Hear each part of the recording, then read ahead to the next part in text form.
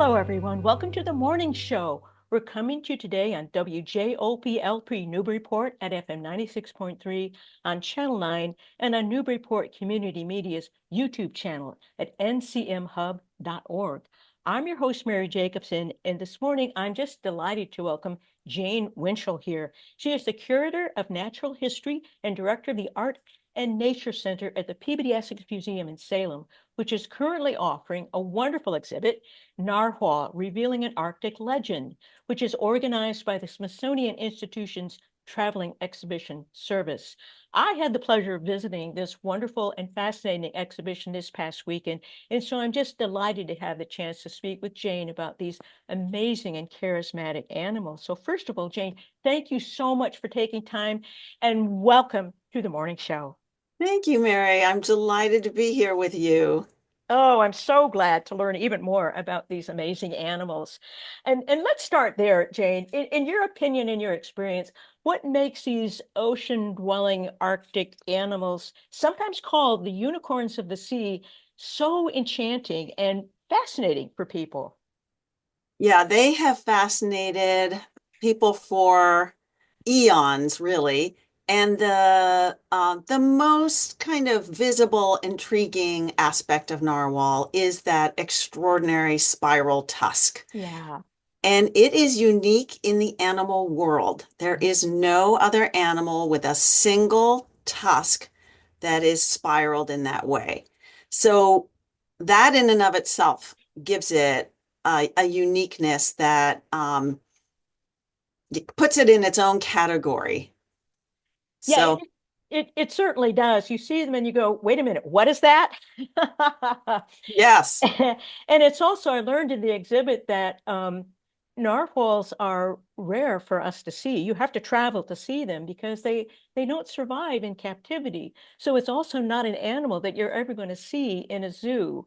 And I think that only adds to the mystique. Would you agree?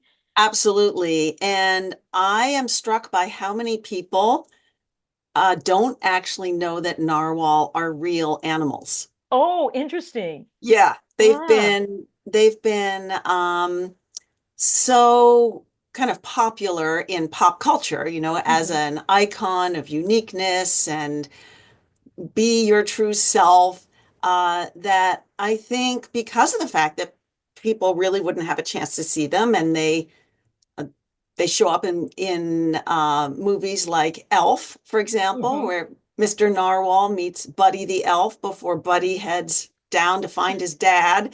I'd forgotten that, Jane. A reason to rewatch that. Yes, definitely.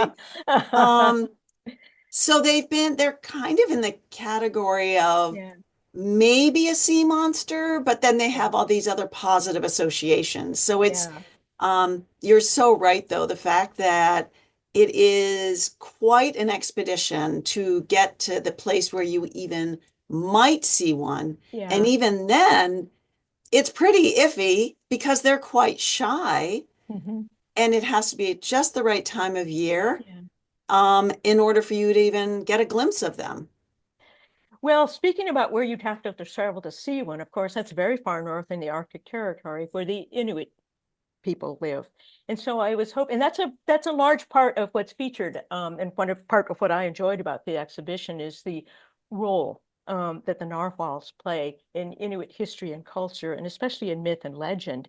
And so I was hoping you could tell us a bit, Jane, about the role of narwhals in Inuit history and culture and in myth and legend.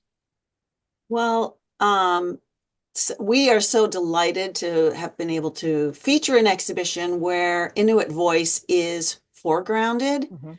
So there's actually quite a bit in the first person. And now the research that's being done on narwhal is in collaboration with Inuit community members, particularly at a village called Pond Inlet, Mm. on Baffin Island. That's part of Nunavut, the Inuit Mhm. territory, of Canada. So as you said, very far north. Um, Inuit are have been relying on the food of marine mammals, including narwhal, for generations. And you think of it even now, it's very hard for them to get fresh produce Mm, and be purchasing meat commercially. And so that also is an extension of the long-standing sense of Inuit being part of nature, not uh-huh, seeing themselves as separate from. mhm, And so there's a real awareness of the interconnectedness between we as people mm, and the environment that we are part of. And so they have been hunting narwhal as well as other marine animals and other life in the Arctic for um, the time that the people have been there, thousands of years, though it seems like the time that the evidence of them hunting narwhal is actually much more recent, which is mhm, kind of an interesting area of study. But bowhead, for example, they have been hunting them for even longer than mhm. narwhal. Now, just to toss in here, only Inuit can hunt narwhal. It's Yeah. no other cultures can uh, hunt them. They're not commercially hunted. It's part of their subsistence. Yeah. And with that, narwhal, there's actually a very interesting legend that is part of Inuit culture, which is the origin story of narwhal. And through that, it's a variations on this story are told over generations, but a cruel mother gets her just deserves, I guess, where she's pulled into the ocean by a whale that she has harpooned, and she herself becomes a narwhal. Her hair is twisted into the narwhal tusk. And the message of the story, which is very much part of an Inuit uh, way of looking at the world, is to respect other people, especially those who are most vulnerable. They're Mhm. very Yeah. young, they're very old, and so you treat everyone with respect and dignity. So although it's the story itself is rather um, uh, an intense and Yeah. and It's it's a karma story. it's a karma story, exactly. So, but yeah, And karma can be brutal. but right. but you're and there is a copy of the legend, a book that's illustrated that people can read the whole story at the exhibit, which I enjoyed very much. Yeah, yeah, And it's wonderful artwork that's incorporated into it. yeah, absolutely. So that and just briefly getting back to so the Inuit have both been using the narwhal meat for Mhm. sustenance, but also the blubber and the skin are a very important source of vitamin C. Oh, and they would So need that, wouldn't they? No they oranges would. or no citrus. Yes, Yeah. and that in the summer, that intense, well, not necessarily just in the summer, but the fact that they are not getting access very readily to sources of vitamin C, Yeah. and then they've used historically the parts of the narwhal that can be made into water containers, like Of the course. narwhal bladder, for example, Yeah. and the tusk has served different purposes, even Mhm. as sled runners, Mm, and then also for their sled dogs, mm, the meat of the narwhal. So mhm. almost nothing goes to waste, Yeah. and it is shared in the community. Mhm, So when there's a narwhal hunt and there's a successful mhm, hunt, then that hunter brings the meat back and it's shared mhm. with the community. Yeah. Yeah, one of the things I also appreciated about the exhibition was how they highlighted the collaboration between the modern day scientific researchers and their reliance upon the Inuit because they've been observing the narwhal for generations and generations. And Yeah. so they play a pivotal role in what we're coming to understand better about everything about narwhals and how they live. And so that was a fascinating part of the exhibit as well. Well, Yes, because yeah, for the research, you can only do it a very limited amount of time. Yeah. The narwhal I mean, the Inuit are living there throughout. Yes. Even then, there's months and months that they have no idea what narwhal are doing because they are under that sea ice. And so there's a real mystery there because you can't study them when you can't see them Yeah. and you can't follow them. All we can do is imagine what they might be doing. And I think that's part of the mystique. Well, Definitely. we've been talking about the amazing spiral tusk or tooth. And let's talk a little bit about that. And while we're doing that, Maeve, if you could pull up, there's two photos of narwhal that help people see, visualize really how big that tusk is. And these photos are complimentary of Glenn Williams of Narwhal Tusk Research. So Jane, let's talk a little bit about that tusk, where it's located on their bodies, how big is it, and what do we know so far about its uses? Because Yeah. evolutionarily, it seems unlikely.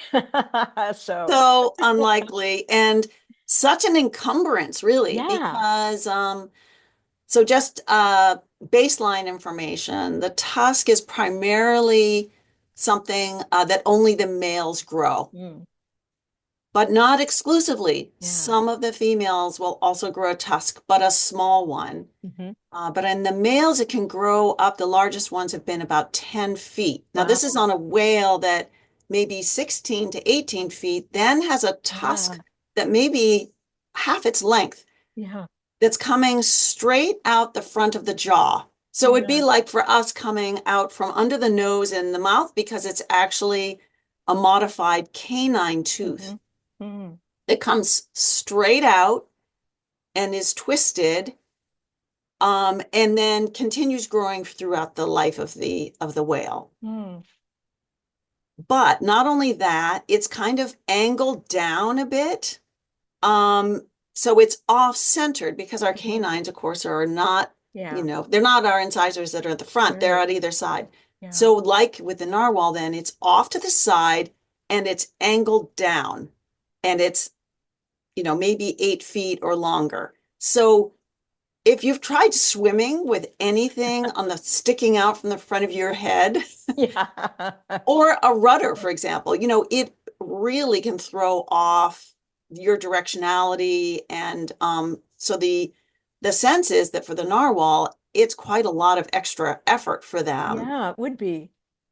And But you're never going to waltz or polka. no, exactly.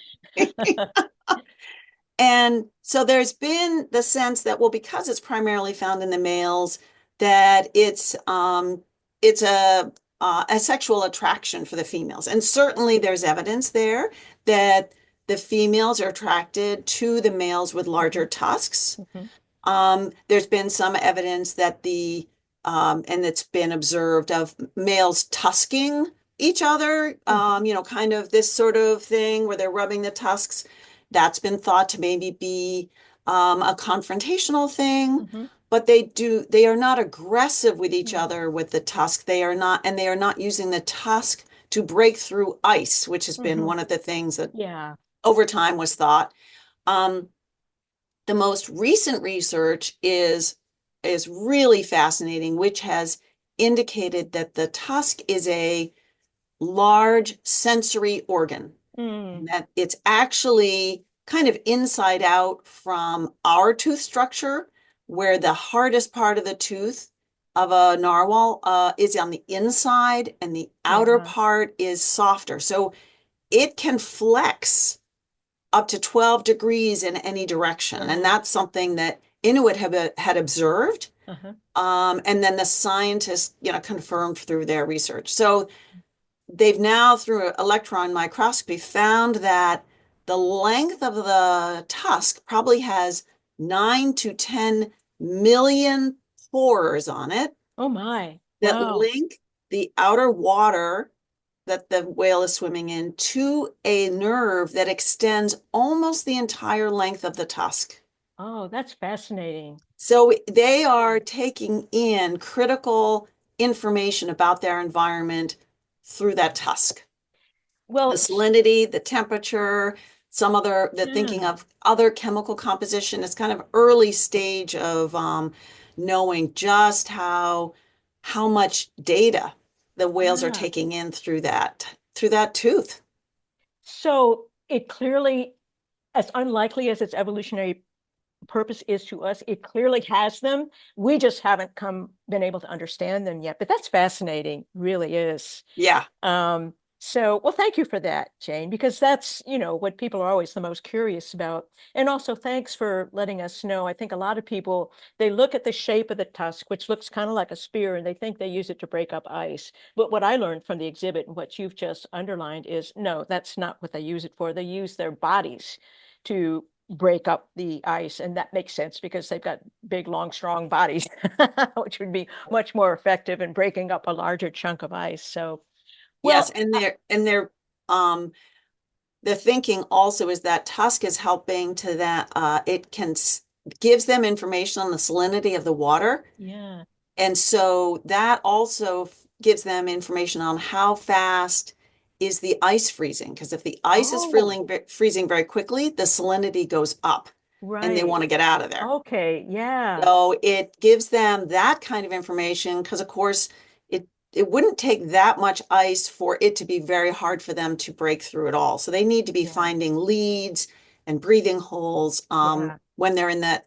And you think if they're navigating in the Arctic winter under pack ice, which is yeah, very common for them, they need to know where they can breathe because right, they can't go without breathing for more than like right, 25 minutes. right, because they are mammals like other whales. Yeah. And well, that's fascinating. In other words, that ability to sense a salinity is a matter of life or death for them. So, Yeah. well, the other thing I learned is that they use, like bats, they use echolocation. Yes. Which is fascinating. And I believe I don't remember the name of it, but there's a special in their forehead. They have a special organ. Can you remind me what that organ is and how they use Well, it? yeah, they have nasal passages that go up through the to the blowhole, Yeah, and they have a melon on the front of that's their it, head. a melon. The nasal passages have special configurations, these air sacs that are little that create this not a straight tube, Hmm. but with these little sacs off of it, that they manipulate that. They are not um, echolocating using their larynx. Hmm. These whales are using those air sacs, Yeah, which then are channeled through the melon as part of their echolocating system. yeah, And then they're receiving the echo back, which is their primary way of navigating and yeah. communicating. They're highly social, so they are making some of their echolocate or some of their vocalizations are in our hearing range, and you would have heard that in the In the exhibit. soundscape. Yeah. In the exhibit, we have both an underwater and above water soundscape to give kind of for people to feel like they are in the Arctic. Hmm. Um, what you wouldn't have been hearing there is the vocalizations that they are making that are above our hearing range. Yeah. And that's what they would be primarily using for uh, hunting fish Hmm. or shrimp. They have a variety of Arctic species that they're going Hmm. after. They may be catching them 1,600 feet below the surface of the ocean Wow. or deeper. They've Yeah. been found to dive as deep as a mile. Which is extraordinary. Just extraordinary. Totally. It's when you think about it, it's not that big a whale to survive those kind Yeah. of pressures Yeah. is quite extraordinary. It really is. Well, it's a challenging environment that they live in, and it makes sense that they would have a very complex sensory system to enable them to find food and to survive. So they really are. They've earned their mystique, I think. You mentioned a little bit about their social structure, and I did want to ask you a little bit more. I believe they travel, I think they're called pods that they travel in. So their social, I guess, um, we might use the phrase pack animals for above ground creatures, Yeah. but would that be an accurate thing to say about them that they travel? Yes, they travel in pods, which when those get larger can be called groups or even herds. They've also been, Yeah. it's also been called a blessing. Oh, Um, oh, that's great. I love that. yeah. And so some have thought, well, it's called a blessing, one, because it's so rare to see them, and two, if you're Oh, Inuit, that's a blessing if you come across yeah. a pod of narwhal. So you can refer to them as different things, group, herd, pod, but generally when they're in that smaller cluster, it would Hmm. be considered a pod. Hmm. What's known at this point is that they form these very large, loosely associated herds, Hmm. but they are traveling generally in a pod or small group. Yeah. And that composition is primarily broken out into females with their calves Mm-hmm. and immature males. Hmm. And then males are often traveling on their own. Interesting. However, we don't know what their structure is Mhm. all those months of the year that they're traveling under the sea Right. ice and where there's not been studies done. Right.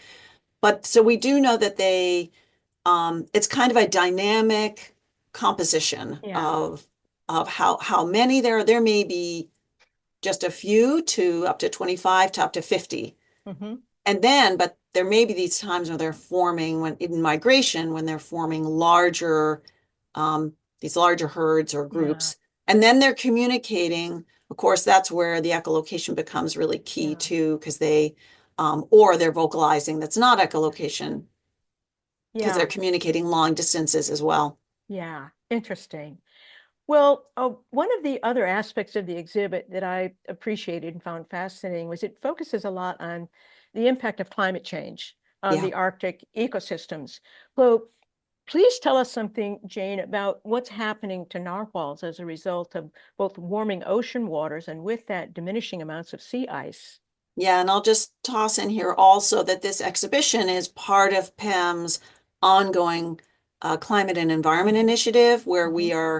we're presenting exhibitions and programming that is part of the museum's effort to be mindful of this ongoing crisis. Yeah. And so, as well as things that we're doing institutionally to address that, Hmm. this is our public facing effort to acknowledge this is happening and all the ways that it's manifesting.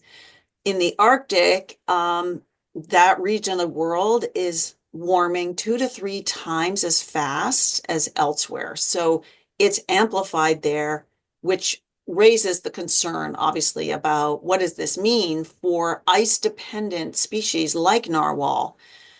One of the things that sea ice is critical for narwhal is that it gives them some relief from predation by orca. Yeah. So orca cannot go under sea ice Hmm. very easily with that large dorsal fin. Hmm. And whereas narwhal have basically just a dorsal ridge but no fin. Hmm. So they're able to travel without injury under the ice.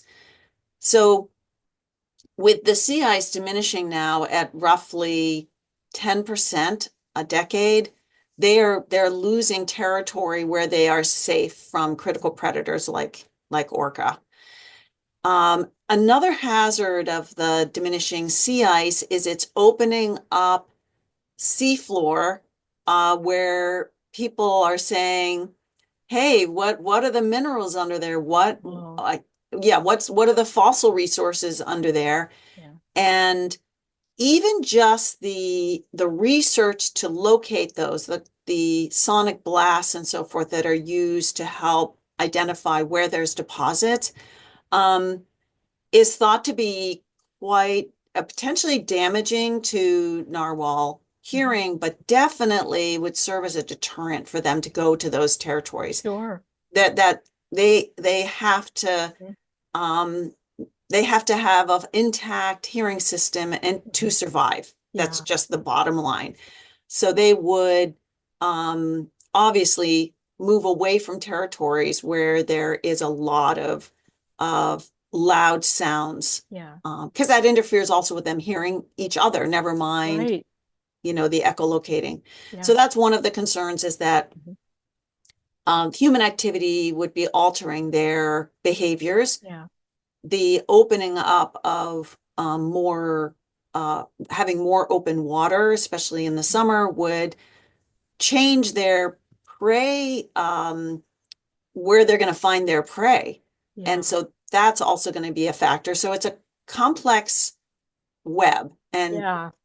at the It, moment, they're not showing, there hasn't been, it's not clearly evident that their population has been declining, mhm. but it's also quite challenging to get an estimate of their population because one of the things in their social structure that Inuit noted was they travel in layers.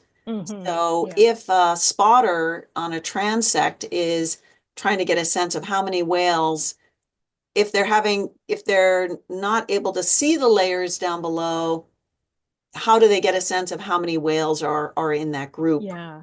So the thinking at this point is that it may be around 175,000. Mhm. But I've certainly seen other studies that have indicated it's considerably lower than that. Yeah. So they're being monitored for sure.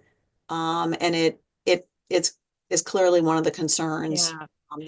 The with climate change going on at such a and especially at such a rapid rate Yeah. there, how will they adapt? How will Yeah. they and how will Inuit who are also relying on narwhal as a food source, Yeah. um, the impact on them and their culture Yeah. too. Because everything is interconnected. Yeah. And it's hard to know. It's clearly a multifaceted set of impacts, and it's just really hard to know and predict for sure what the ultimate impacts will be on narwhals, on the Inuit, on, well, everything really. Yeah. Um, well, there's one more thing I wanted to ask you about because it kind of follows from what we're talking about in terms of environmental concerns. I was fascinated to learn about hybrid animals appearing in the Arctic regions. Grolar bears, which is grizzly and polar bear combined, and narlugas, which is narwhals and beluga whales combined. What can you tell us about these hybrid animals, Jane? Yeah, really fascinating, quite recent discoveries of these crossings.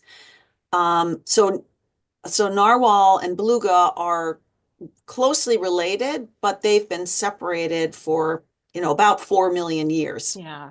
Um, but with the changing ice and the warming conditions, there's been more crossover of those populations than there has been historically, which has introduced these opportunities for crossing. And same thing Mhm. with the polar bears and the grizzly bears. So there's an active area of study because it's one of the things that tells scientists, oh, wait, something is, this is having these other Yeah. impacts, these other consequences. So and this actually is an interesting, brings up the point about back to the tooth, the tusk of narwhal, because narwhal, they have a full set of teeth that never emerge. Mm. So they're the genes to the teeth are there, but the genes to activate the tooth development are off. So Uh, they don't develop teeth except for the one tusk and sometimes a secondary one. yeah. Belugas have a full set of teeth. When they cross, you have this sort of Frankensteiny situation where they develop some teeth, they don't get a tusk, and it's a very they're kind of a gnashing type teeth as opposed to Uh, really functional teeth for grasping. uh, So um, it's a very interesting sort of um, foray into the like how species evolve, yeah. and then once you cross them, like what comes out of that when they have had these separate lineages for that amount of time. Yeah. It's fascinating and it's unfolding in front of us, Yeah. for good or ill. Um, but the other thing I remember reading in the exhibit is that hybrids often are infertile. And so that's a concern as well. Right. So, well, they're such fascinating animals, and it's such a wonderful exhibit, Jane. And I want people to know we're just scratching the surface Yeah, with yeah, what we we're didn't talking even, about today. right. I encourage everyone to go to the exhibit. But before we end for today, Jane, I just want to find out, what do you personally find most interesting or engaging to you about narwhals? Well, all the things we talked about, but Fair enough. That's fair enough. Because there's everything we've talked about is fascinating. but also one thing we didn't touch upon is the unicorn and narwhal interface and Yeah. how this really interesting, which I think contributes also to the fact that people have thought, well, maybe narwhals don't really exist because unicorns don't exist. Yes, right. And yet at one time unicorns were thought to be real animals. Yeah.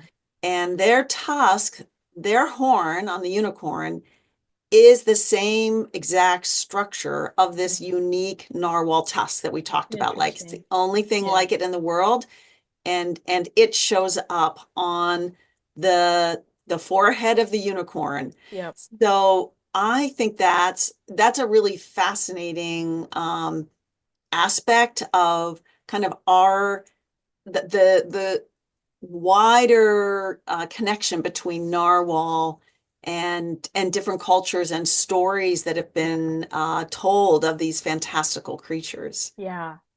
Yeah, you're absolutely right. And we do like a good fantastical creature, a bestiary Yes. of the unlikely. So, well, Jane, how long will the exhibit be showing at the Peabody Essex Museum? Luckily, people have a good amount of time left. It will be up through June 15th of 2025. And we also have interactives in the Yeah. exhibition that are a fun way to kind of not just be reading about things, but interacting with ideas and actually contributing to our narwhal ecozone. You can make something for the narwhal ecozone as Yeah. well. Yeah, there's a lot of activities for kids there that they'll just love. When I was there were a bunch of kids at the table kind of building an undersea environment. So, Right. uh, anyway, and for more information, you can certainly go online to the PBDX Museum website, and you'll find lots of information there about the exhibit, about what else is showing at the museum, and how to get there, and everything you might want to know. Jane, I can't thank you enough for your time and your expertise, Oh, and thank you. for bringing this exhibit to the Peabody Essex Museum, because I just, as you can tell, I find them thoroughly fascinating, and I thought it was just a wonderful exhibit. Thank you so much. I really Oh, appreciate it. thank you. It's been a pleasure to speak with you, Mary. Oh, well, likewise. Well, that's it for today, everybody. Please join us again next Thursday at 9 for the morning show. Until then, everybody, please be well. Farewell.